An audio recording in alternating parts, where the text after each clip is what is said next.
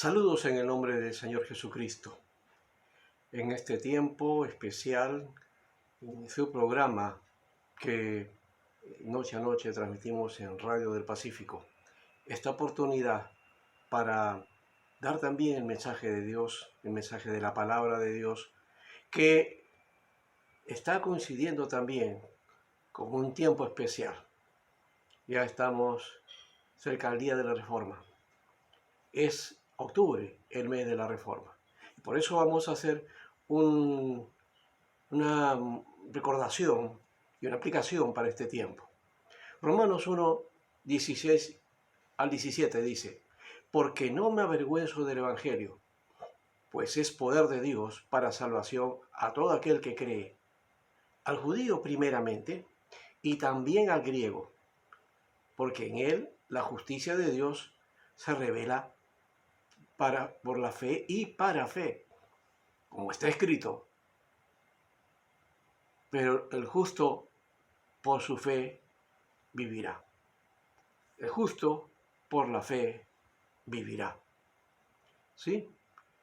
Es un mensaje que destacó Martín Lutero al leer la Biblia y encontrar nuevamente y descubrir la justificación por la fe. Y que la gracia del Señor se muestra a través de la fe, es decir, a través de creer en la obra redentora de Jesucristo. Por eso Lutero comenzó a describir esto. ¿Por qué? Porque la iglesia de aquel tiempo estaba en las dificultades y uno de los principios a los cuales él también denunció dentro de la iglesia de aquel tiempo fue este aspecto de la venta de las indulgencias. Y por supuesto, en alguna manera, el hecho de crear o de alguna manera proponer la obra, la fe por medio de las obras, por medio de actos para cubrir esa pena y ser aceptos delante de Dios. Pero eso que ocurrió el 31 de octubre de 1517, las 95 tesis publicadas en la Catedral de Wittenberg, empezó todo un mover que llevó a descubrir nuevamente la palabra de Dios, porque si bien el justo por la fe vivirá tiene que ver también con el recurso de la palabra de Dios. Y otra vez volver a las Escrituras. ¿Por qué? Porque en aquel tiempo la dificultad era que las personas, los creyentes, no tenían acceso a la Biblia. La Reforma comienza a darle ese énfasis y el abrir la palabra de Dios para que todos puedan leerla y todos puedan entenderla. Y hoy más que nunca la iglesia tiene que redescubrir esto, porque eso es parte de su historia. Y hay que recordar también que una iglesia sin historia es una iglesia sin identidad, sin claridad, sin criterio. Y va a caer fácilmente en el caos y también en la desviación. Esa es la condición de gran parte del protestantismo en este tiempo y también, por supuesto, en el cristianismo aquí en Latinoamérica. Y por eso vamos a mirar nosotros 4 puntos aquí que son claves e importantes. Lo primero que queremos decir es que hay una necesidad de una reforma en la iglesia. Y esa necesidad se dio en aquel tiempo. Ya hubo movimientos anticipados anteriores que no dieron fruto, pero este del siglo XVI pues pegó y cambió el panorama de Europa. Por eso es importante recordar que la reforma del siglo XVI fue también multifacética, no fue un solo movimiento, ¿no? Además de la reforma luterana, estuvo la reforma calvinista, ¿no? Y también no debemos olvidar la importancia que tiene la reforma radical anabaptista, ¿no? O lo que también se llama la reforma radical, ¿no? Y también hasta podemos hablar acerca de una reforma de la Iglesia de Roma que fue representada en el Concilio de Trento, ¿no? Y eso también es algo que hay que destacar.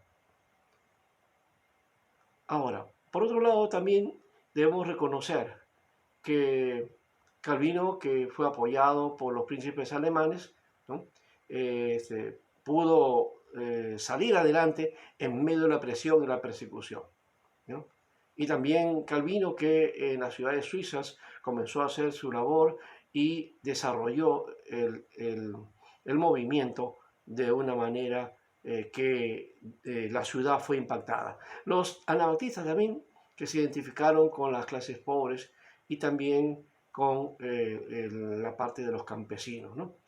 Ahora, esto incluyó de paso la reforma, ¿no? Hacia más adelante lo que vendría a ser también la modernidad, porque este evento es parte de eso que va a suceder en el siglo XVI en Europa, ¿no? Mientras que la iglesia pues se quedó en el pasado, ¿no? Con las ideas de lo que se conoce hoy día como el mundo medieval, ¿no? Muy bien, pero también por otro lado hay que ver la importancia entonces de estos hombres claves que ya hemos hablado, Lutero, entonces, que es que de alguna manera él desarrolló el papel de esa experiencia personal en la relación de búsqueda de Dios y de la palabra, ¿no? Y por eso él de paso, él rechazó toda sistematización, ¿no?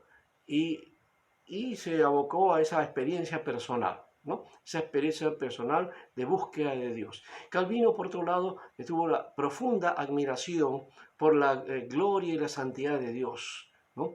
Algunos inclusive lo llamaron el hombre ebrio de Dios, ¿no?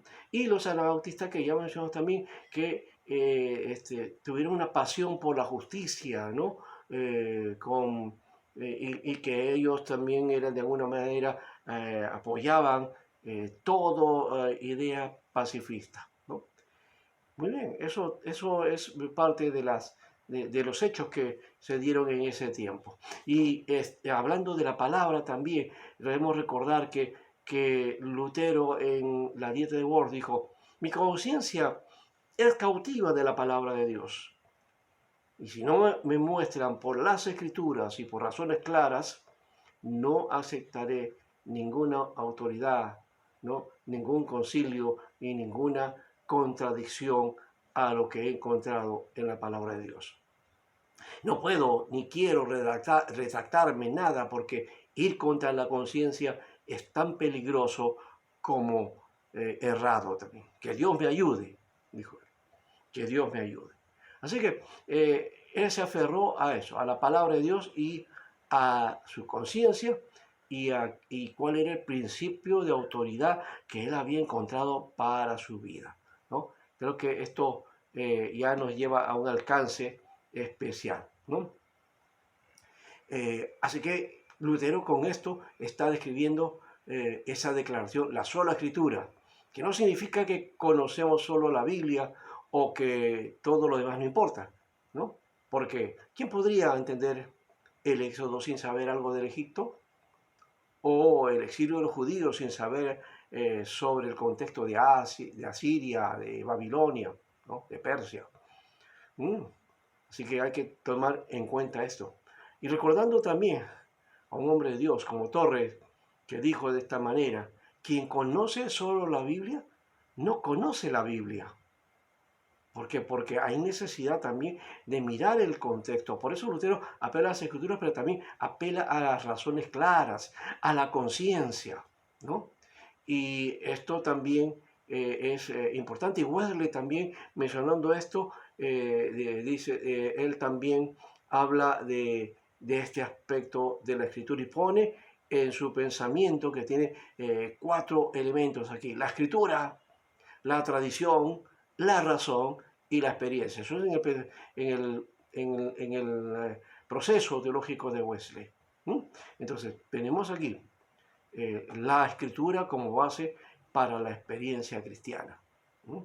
Pero además de esto, siguiendo en el tercer punto, la situación de la iglesia en nuestro tiempo ahora. Hoy día hay amplios sectores de la iglesia evangélica, ¿no?, que han perdido sentido histórico, y hemos dicho, no conocen acerca de la Reforma. ¿Mm? Y predican un mensaje muchas veces divorciado del pasado. Y por otro lado, a veces también fuera del contexto de la Biblia, ¿no?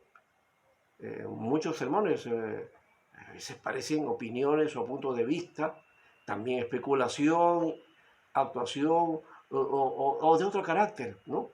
Y hasta hay manipulación del texto y del público. Pero también hay que reconocer que hay predicadores fieles a la iglesia que buscan la palabra de Dios, pero que hoy se han convertido en la excepción. Necesitamos volver al escrito está, volver a la palabra de Dios. Y ese punto es importante porque justamente en el contexto del siglo XVI era necesario porque no había ignorancia de la escritura, porque la gente no conocía de la palabra de Dios de forma directa. Ahora, también debemos poner como punto final es que la necesidad de afirmar la doctrina, es decir, la gracia y la fe. La gracia y la fe fueron también pilares importantes de la Reforma. La Reforma transformó la idea tradicional de esa época acerca de la gracia, que era una fuerza moral impartida por un sacramento, ¿no? Eso lo cambiaron, ¿ya? Y ese concepto personal del amor con Dios que viene hoy día a mostrarse como un hecho vital para la experiencia cristiana, ¿no? Ese amor de Dios que nos acepta sin ningún mérito de parte nuestra, ¿no? Y dar la centralidad a la gracia y a esa fe personal, a esa fe de creer en la obra que Dios ha hecho por nosotros. Esa misma, pero también hay que reconocer que esa misma gracia es exigente también en cuanto a frutos de justicia, ¿no? Y Efesios 2, 8 al 10 nos muestra eso. Así que es un evangelio que demanda y que también ha preparado, dice el Señor, obras para que andemos en buenas obras, que andemos en ellas.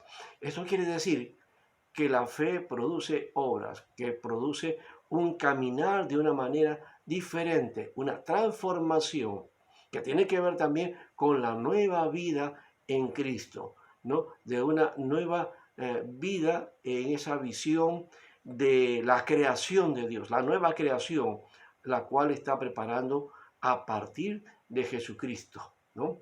Entonces, no es entonces ese hecho tan simple de hacer actos o ritos o rezos que nos van a marcar de alguna manera. No, es simplemente eh, entregar el corazón a Dios, entregar nuestra vida, reconociendo nuestra pecaminosidad y reconociendo la obra salvífica que hizo el Señor por medio de Jesucristo.